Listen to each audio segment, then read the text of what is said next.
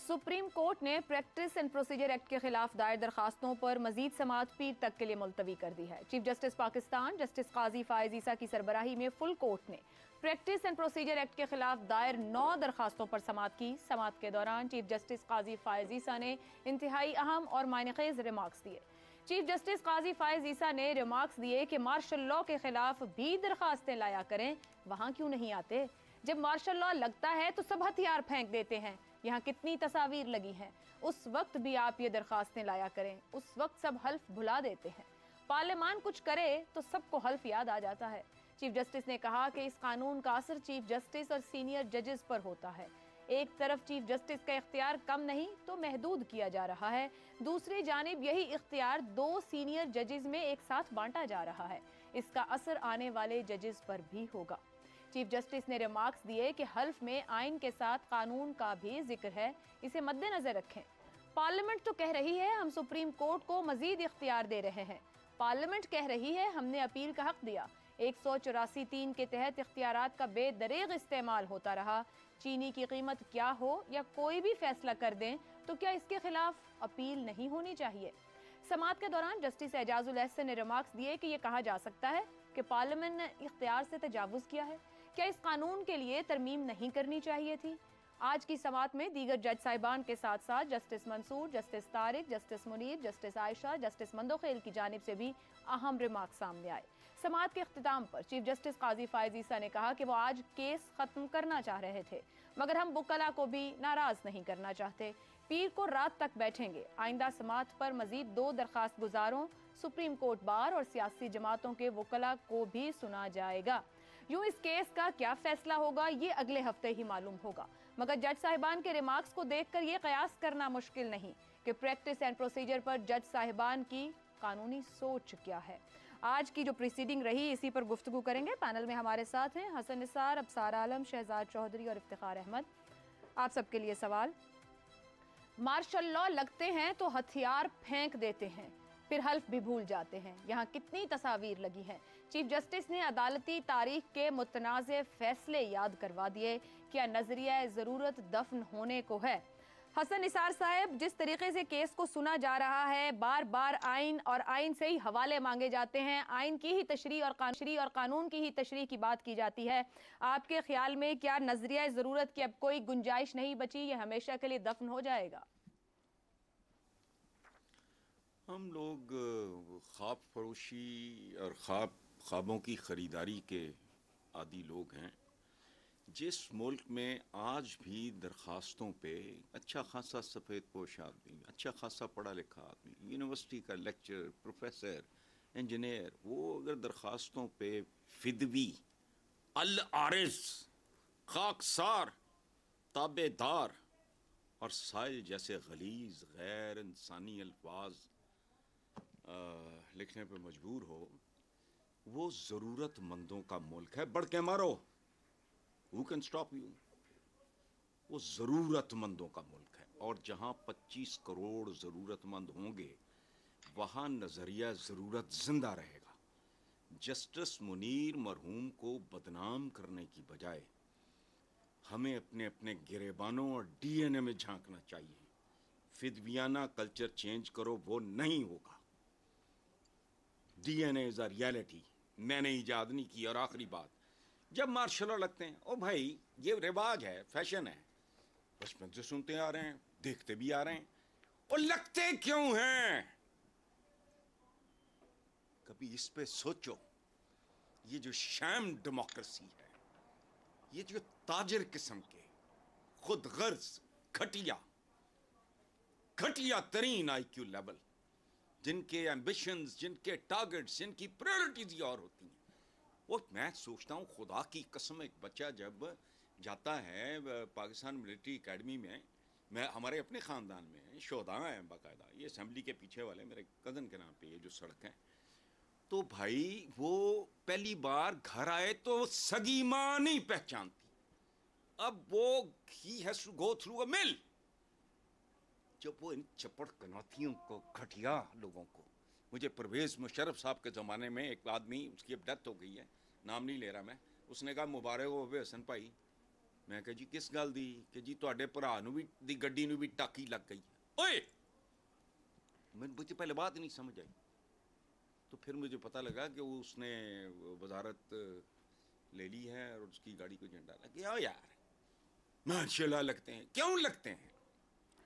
हसन निसार साहब अगर इजाजत दीजिए मुझे, बुनियादी सवालों पे नहीं सोचना सर, बुनियादी हम सवाल मजहब के हवाले से भी। सर, जब अयूब माशाल्लाह लगा, क्या नहीं। अभी 10 साल ना हुए थे वतन बने, क्या उस वक्त भी शैम डेमोक्रेसी थी? हम ये क्यों, आपने खुद कहा कि ख्वाब फरोशी या ख्वाब खरीदारी के आदी है। 25 करोड़ को हमने इक्विट नहीं किया।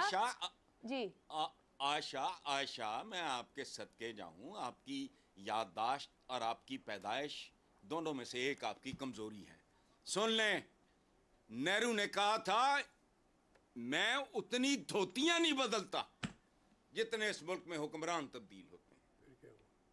करतूतें क्या थी, वो क्या था गुलाम मोहम्मद, एक फॉरेनर अटेंडेंट उसके अलावा गंदी गलीज गालियां देता था, किसी को गाली की भी समझ नहीं आती। ये औकात है। सर, वो भी डेमोक्रेट नहीं था, ब्यूरोक्रेट था। नहीं, he was not a Democrat, ना ही पॉलिटिशियन। ओ भाई, ओ छोड़ो, जो भी था तुम्हारे मैं आपके, हम अशराफिया की बात करते हैं, हुक्मरान एलीट की बात करते हैं, तो फौजी भी याहिया खान जैसे रहे हैं। ठीक है, आप समझ रहे हैं कि बहरहाल इससे जान नहीं, हाँ, अल्हम्दुलिल्लाह इससे जान नहीं छुटनी। ठीक है, वो इसी दुख में तो वो चले गए बंगाली। ठीक है, उनका मजाक कौन उड़ाता था कि काले पीले बच्चे जनने के अलावा काम आगे कोई बढ़ा नहीं। जा सकता है। 70 साल बहुत है तजर्बात करने को। क्या हम आगे बढ़ सकते हैं? क्या नजरिया जरूरत दफन हो सकता है?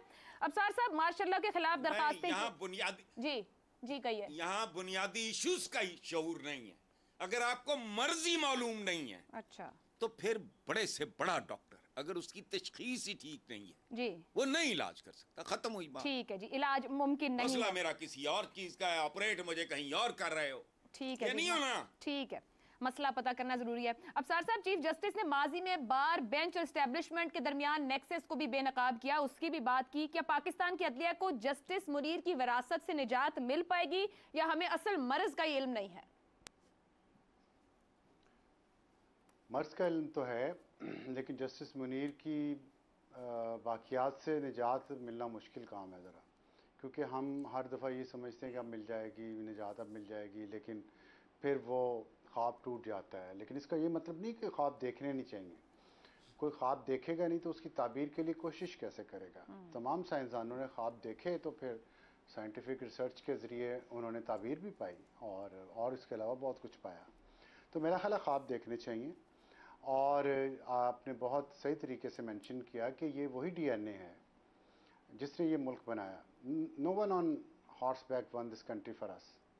किसी ने ये मुल्क फतह करके हमारी गोद में नहीं डाला, ये हमने खुद बनाया है कि जमहूरी रास्ते के ज़रिए, जमहूरी तरीके के ज़रिए, उसी शैम डेमोक्रेसी के ज़रिए जो आज भी है, जो पहले भी थी, उसी जमहूरियत ने ये मुल्क दिया हमें। सही या गलत, टूटा या फूटा, ये मुल्क जमहूरियत की देन है और इसी डीएनए के सिविलियंस ने वो बनाया था।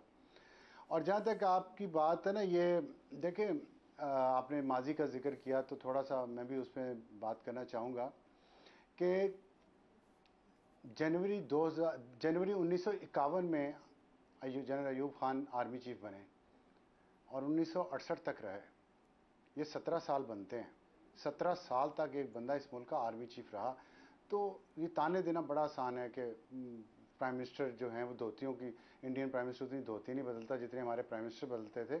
उनके भी प्राइम मिनिस्टर बाद में इसी तरह बदलते रहे, लेकिन उन्होंने जमहूरियत का रास्ता नहीं छोड़ा। ये कोई बहाना,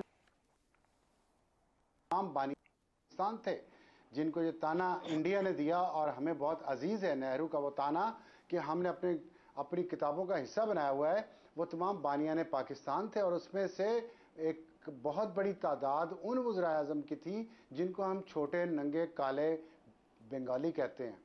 ये हमारा कसूर है, सबका कसूर है, और उस आर्मी चीफ का भी कसूर है जिसने उस गुलाम मोहम्मद को, जिसके मुंह से आवाज़ नहीं निकलती थी, लाहौरी एलीट से उसका ताल्लुक था, लेकिन उसको तो यूफा ने सपोर्ट किया। और जब 1956 का आइन बना, आइन नहीं हजम हुआ, आइन हजम नहीं हुआ, आइन के बाद मार्शल लॉ लगा दिया, आइन को मुअत्तल कर दिया। आइन से पहले लगाते ना मार्शल लॉ, तो ये तारीखी हकायक है, हमें इन सब को ज़हन में रख के बात करनी चाहिए। मेरी उम्मीद यही है और मेरी ख्वाहिश भी यही है कि ये नज़रिया ज़रूरत दफन होगा। इस बार होगा कि नहीं होगा इसका मैं अभी कुछ कह नहीं सकता, क्योंकि मौजूदा चीफ जस्टिस साहब के पास सिर्फ 1 साल रह गया, 12 महीने रह गए।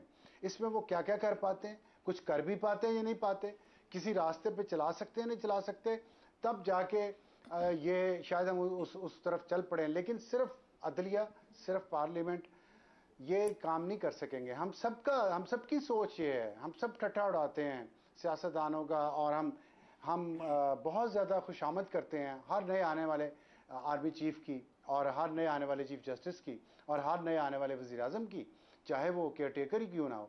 तो ये जब हम अपने अंदर देखेंगे, ख़ास तौर पे मैं तो बार बार ये कहता हूँ कि जो इंटेलेक्चुअल जो क्लास है इस मुल्क की, जब तक वो ये ख्वाब, अच्छे ख्वाब लोगों को नहीं दिखाएगी, उन्हें तरीका नहीं बताएगी, हम तो यूलोजाइज करते हैं, हम उन लोगों को बढ़ा चढ़ा के पेश करते हैं जिनका आइन और कानून से दूर का ताल्लुक नहीं, और जिनके हाथ में डंडा है। हमने डंडे को ग्लोरीफाई किया है पूरी तमाम उम्र, और हम ये कहते हैं इस मुल्क में सिर्फ डंडा इलाज है। पूरी दुनिया में ये इलाज नहीं है, सिर्फ हमारे मुल्क में ये क्यों है?